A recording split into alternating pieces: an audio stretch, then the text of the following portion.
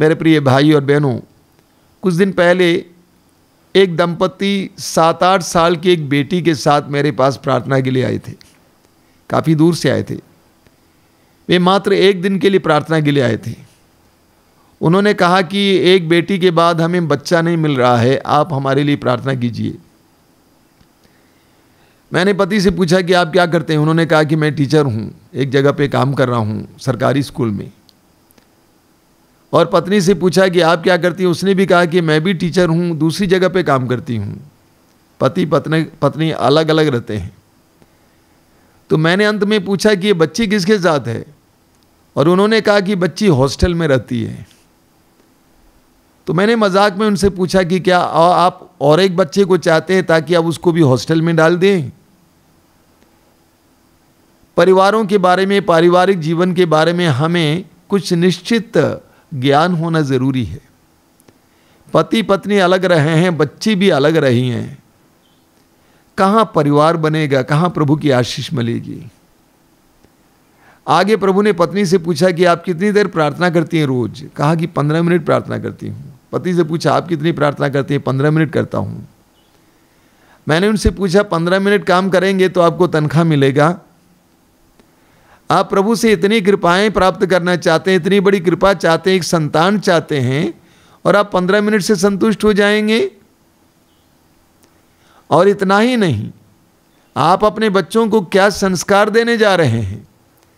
15 minute प्रार्थना करने वाले माँ बाप अपने बच्चों को कौन सा अध्यात्म देने जा रहे हैं।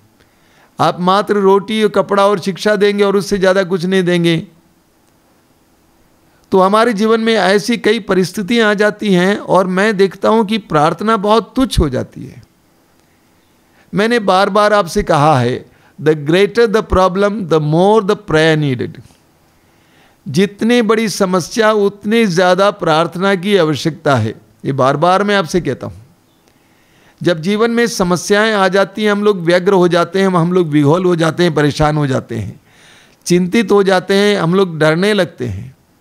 लेकिन उसके साथ साथ हमें प्रार्थना बढ़ानी चाहिए। बार बार मैं आपको बताता हूँ, फिलिप्पी अध्याय 4 वाक्य 6 पौलुस कहते हैं किसी बात में चिंता ना करें, बल्कि हर ज़रूरत में प्रार्थना किया करें। हम प्रभु यीशु से सीखें।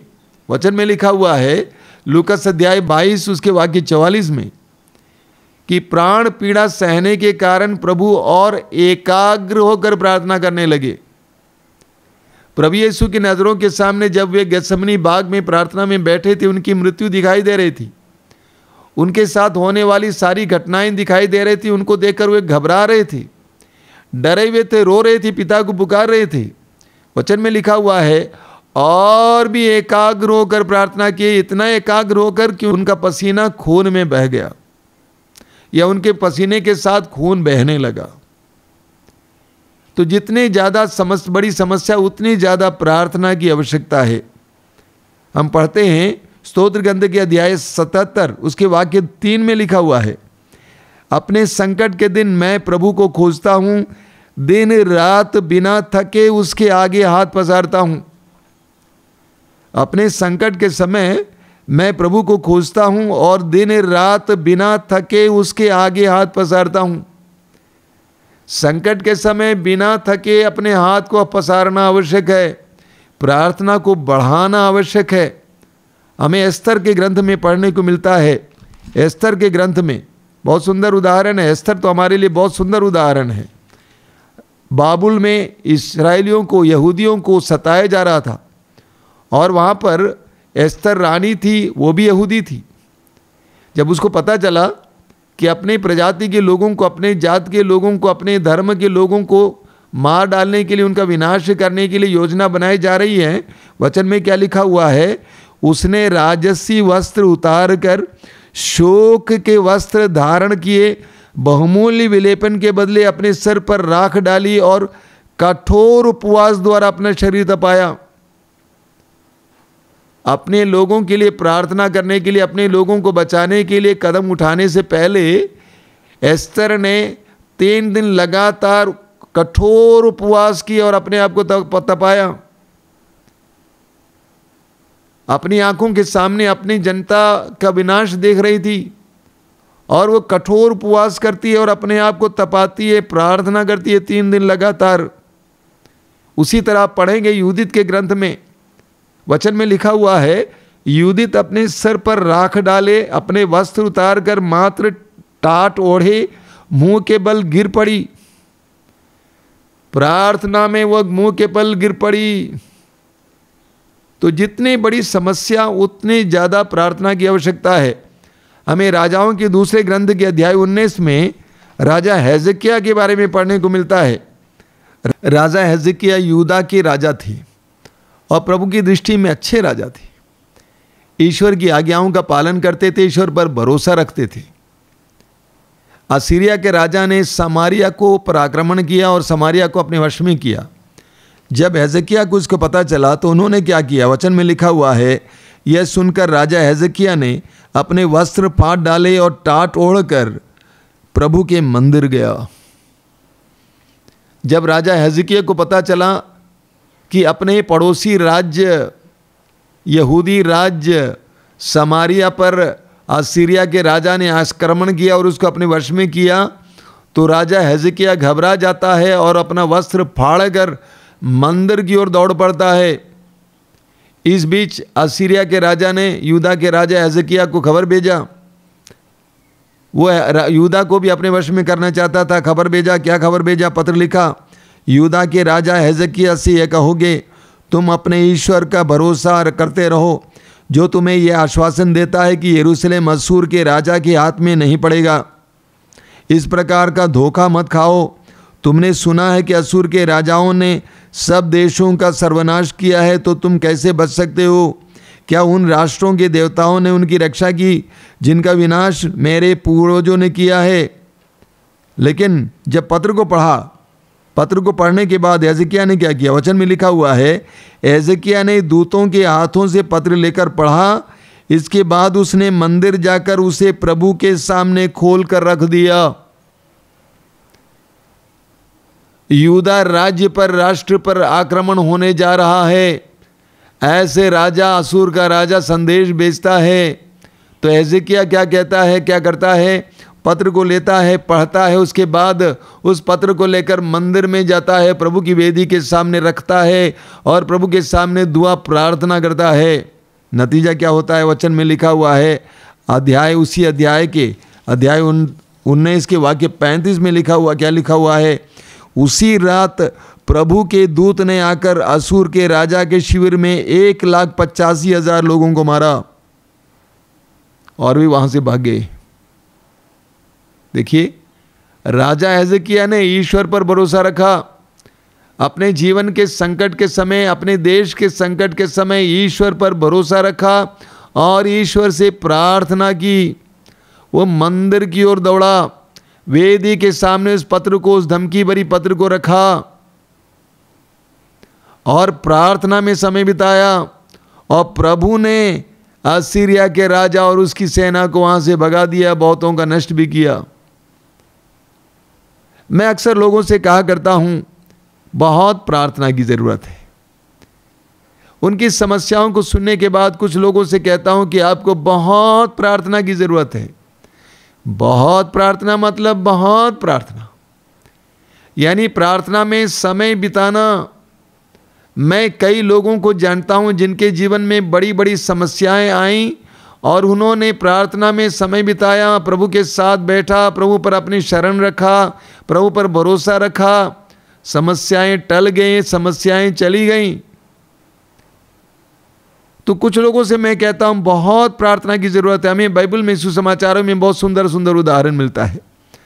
लूकस अध्याय 18 के उसको उदाहरण को लीजिए। प्रभु यीशु स्वयं कहते हैं, लूकस अध्याय 18 में वाक्य 1 में लिखा हुआ है, नित्य प्रार्थना करनी चाहिए, कभी हताश नहीं होना चाहिए। नित्य प्रार्थना करनी चाहिए, कभी हताश नहीं होना चाहिए। उसके बाद प्रभु यीशु एक सुंदर दृष्टांत सुनाते हैं। किसका दृष्टांत? एक शहर में एक अन्यायी न्यायाधीश था। वो कभी न्याय नहीं देता था, वो अन्याय देता था, पैसा लेता था, घूस लेता था। उसी शहर में एक विधवा रहती थी जो न्याय की भीख मांगती थी। वो बार बार उस न्यायाधीश के पास जाती थी, खटखटाती थी, मुझे न्याय दिलाइए, मुझे न्याय दिलाइए। अंत में परेशान होकर, उस नारी से हैरान होकर उस अन्यायी न्यायाधीश को न्याय देना पड़ा। और आगे प्रभु कहते हैं वाक्य 6 से 8 तक, क्या तुमने सुना? क्या ईश्वर अपने चुने हुए लोगों के लिए जो दिन रात उसकी दुहाई देते रहते हैं न्याय की व्यवस्था नहीं करेगा? मैं तुमसे कहता हूं कि जल्दी उन्हें न्याय दिलाएगा। उस विधवा की तरह हमें भी प्रार्थना करने की आवश्यकता है। दिन रात प्रार्थना करना, निरंतर प्रार्थना करना, बहुत प्रार्थना करना। मत्ती के सुसमाचार के अध्याय 15 के कनानी स्त्री का उदाहरण लीजिए। आपने सुना है वो कनानी स्त्री अपनी बेटी के लिए प्रार्थना करने के लिए प्रभु यीशु के पास आई। प्रभु ने उसका तिरस्कार किया, उसका ख्याल नहीं किया। वह यीशु के पीछे चलती रही, पुकारती हुई, चिल्लाती हुई। शिष्यों ने यीशु से कहा, सिफारिश की, तब भी प्रभु स्वीकार नहीं करते हैं। अंत में वो यीशु के सामने आ जाती हैं। जब तक कि यीशु उससे ये ना कहें कि तुम्हारी इच्छा पूर्ण ना हो जाए, वो नारी पुकारती रहती है। जितनी बड़ी समस्या उतनी ज़्यादा प्रार्थना की आवश्यकता है। हमें स्तोत्र ग्रंथ के अध्याय 55 में पढ़ने को मिलता है, शाम सुबह और दोपहर मैं रोता कराहता रहता हूँ, वह मेरी पुकार सुनता है। स्तोत्रकार कहता है, शाम सुबह और दोपहर मैं रोता कराता रहता हूँ, वह मेरी पुकार सुनता है। एक विश्वासी को इस तरह करना होगा। जीवन की कठिन परिस्थितियों में, जैसे स्तोत्रकार कहता है, उसे भी बार बार और लगातार प्रभु को पुकारते रहना है। स्तोत्र 57 उसके वाक्य 2 में हम इस प्रकार पढ़ते हैं, जब तक संकट ना टले मैं तेरे पंखों की छाया में रहूंगा। स्तोत्रकार कहता है, जब तक संकट ना टले तब तक मैं तेरे पंखों की छाया में रहूंगा, मैं तेरे पास रहूंगा। हमें प्रभु के साथ लिपटने की जरूरत है। देखिए स्तोत्रकार क्या कहता है फिर, स्तोत्र 123 में उसके वाक्य 2 में क्या लिखा हुआ है। बहुत ज़बरदस्त वचन है, आपने बार बार सुना है। वचन में लिखा हुआ है, जिस तरह दासों की आंखें स्वामी के हाथ पर टिकी रहती हैं, जिस तरह दासों की आंखें स्वामी के हाथ पर टिकी रहती हैं, जिस तरह दासी की आंखें स्वामिनी के हाथ पर टिकी रहती हैं, उसी तरह जब तक प्रभु ईश्वर दया ना करें हमारी आंखें उस पर टिकी हुई हैं। उसी तरह जब तक प्रभु ईश्वर दया ना करें हमारी आंखें उस पर टिकी हुई हैं।